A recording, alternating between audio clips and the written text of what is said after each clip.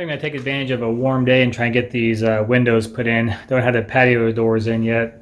Stopped by the fireplace guy the other day, and they're almost done. He's running about 2 months behind on when he said it was going to originally be done, which is fine because, I mean, we got the roof on.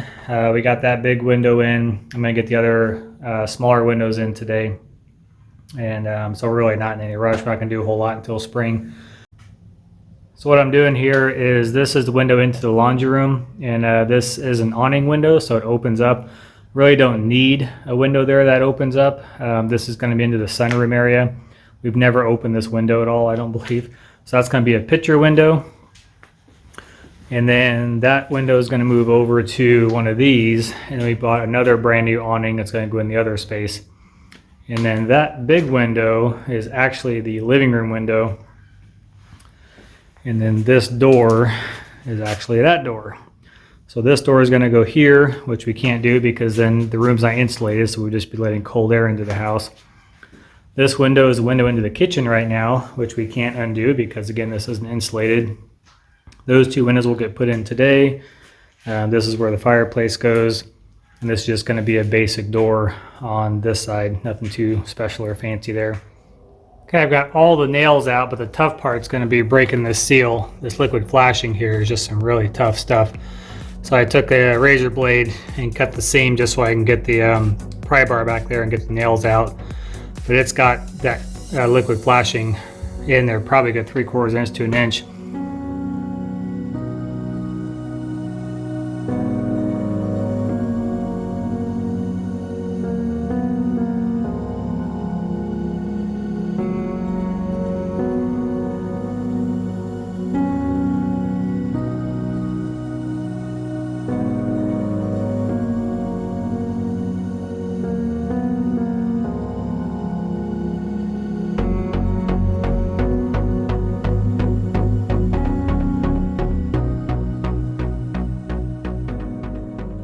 I'm getting the window cleaned up here. You can see how well this liquid flashing stuff actually sticks to things.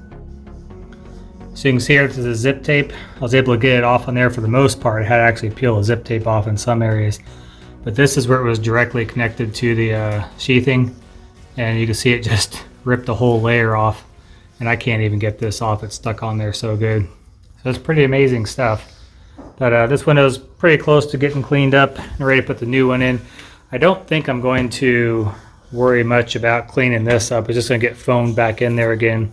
And I'm really not even worried about taping these edges. You know, a lot of times you tape the edges because you're in the middle of framing and it's going to sit out there in the weather for a little bit and you're trying to protect this seam here so you don't get water down there and then it bubbles your sheathing. But, you know, we're under a covered roof. This is going to be covered forever.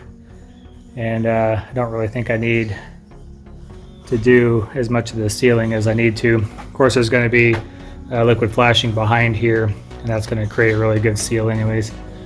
But guy's pretty much ready to go here. Sydney's cutting some nails for me off of a strip of roofing nails. Valerie's over there cleaning the insulation off the old window so I can get it installed next.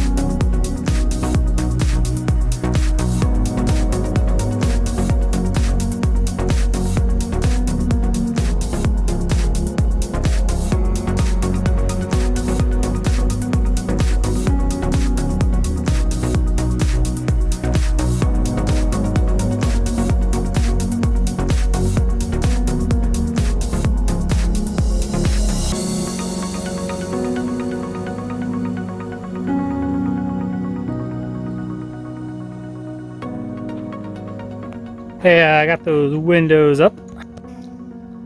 Looks like they're in there pretty good. I did put a lot more of the liquid flashing around the right window. That's the one that I moved from the other side from the laundry room area, just because the flange got a little messed up in the process. What are you doing? Howdy. I have a friend from 4-H coming over to pick up one of our barn kittens. So what's that one? It looks big. Huh? Is the other one bigger than that? Oh yeah. Jeez. Yeah.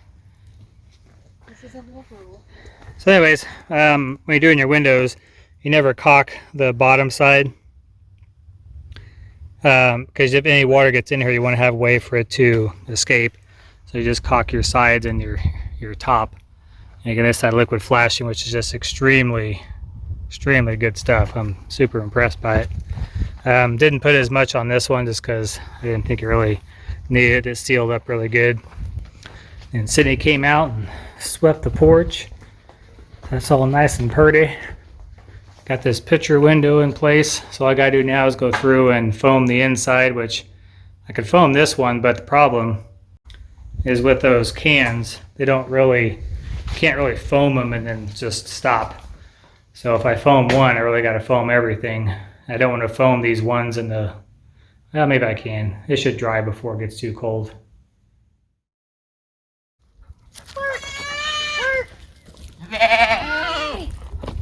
How are the babies? They're okay. How you're doing, sweetie pie? Huh?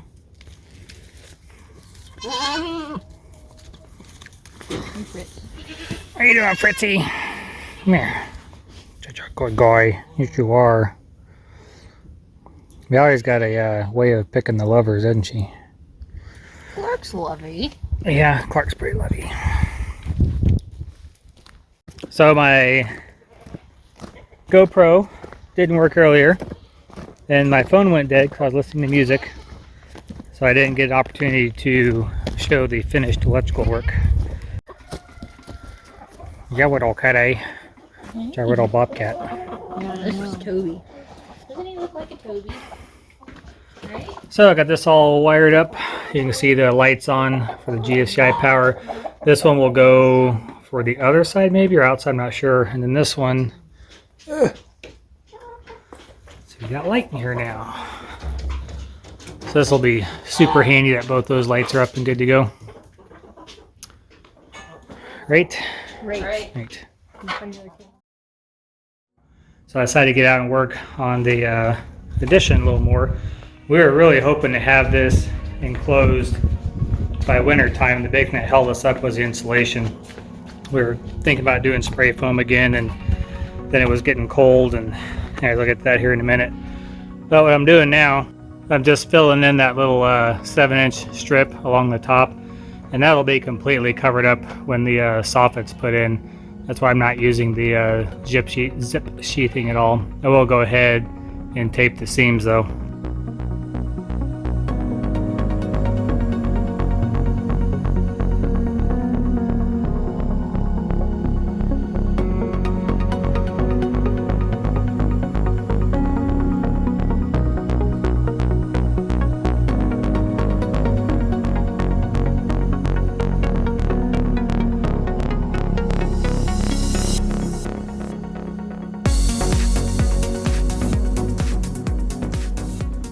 It's not good to get back working on the house. It's just been winter, just kind of sitting around. There's not a lot to do, dealing with the animals and small stuff, but nice to be out working.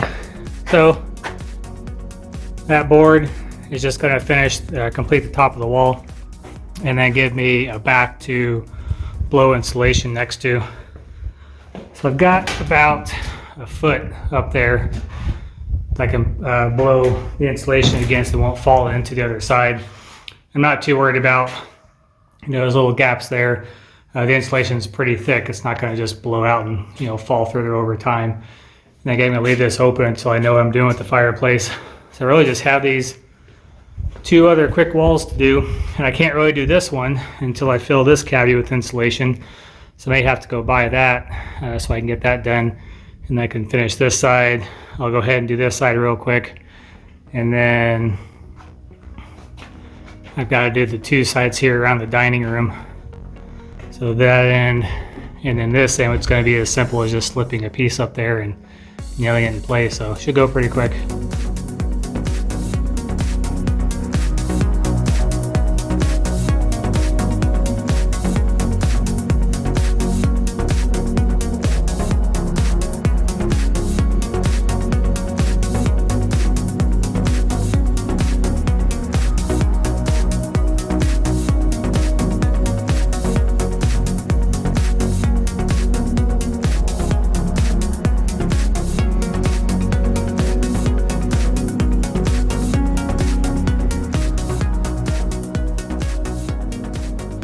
Well, got everything up there and didn't take for long. I spent more time scratching my head about other things than I did this.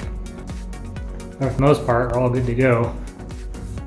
I've been trying to figure out what I'm going to do with the air conditioner for this side, the little mini split unit that we have. So I want it to go right above the storm shelter in that cavity right there. But the problem is getting access to it and then how to insulate around it.